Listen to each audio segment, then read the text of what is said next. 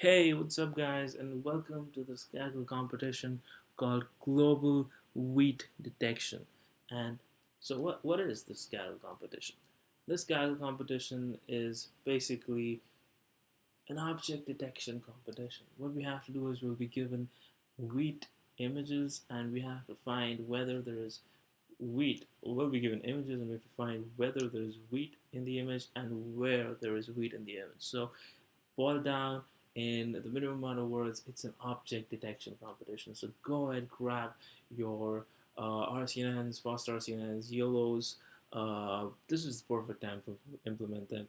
YOLO version 4 was released very recently, about a couple of months ago, and it's making all the news, especially when the creator of YOLO, Joseph Redmond, has tweeted that he's going to quit computer vision for all the unethical things that's being done with his great work. So, anyways, that's not what we're doing here. We're detecting wheat, so that's fine. That's ethical, or at least it seems to be ethical right now.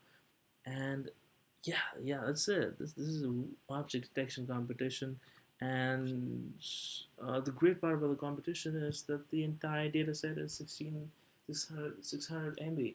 That's less than a GB of data. You don't need cloud. Don't need to spend money on using GPU resources.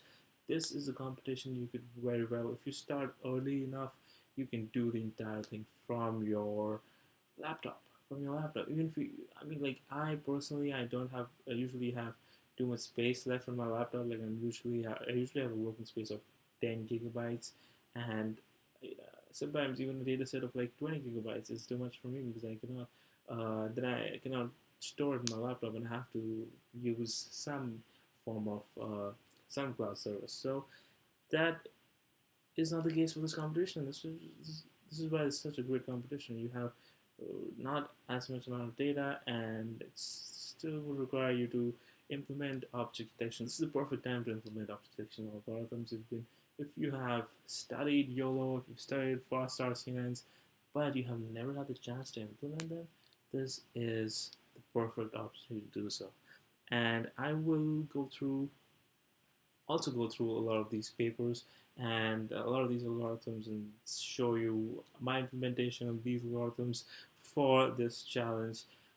But in the immediate next video, what we'll be looking at is the data, how it looks like, how many images are there, how does an image looks like with its given bounding boxes, um, and basically, yeah, just get started with the data set and get started working with it. So I hope to see you there. I hope to join you in my next video of understanding and visualizing the data.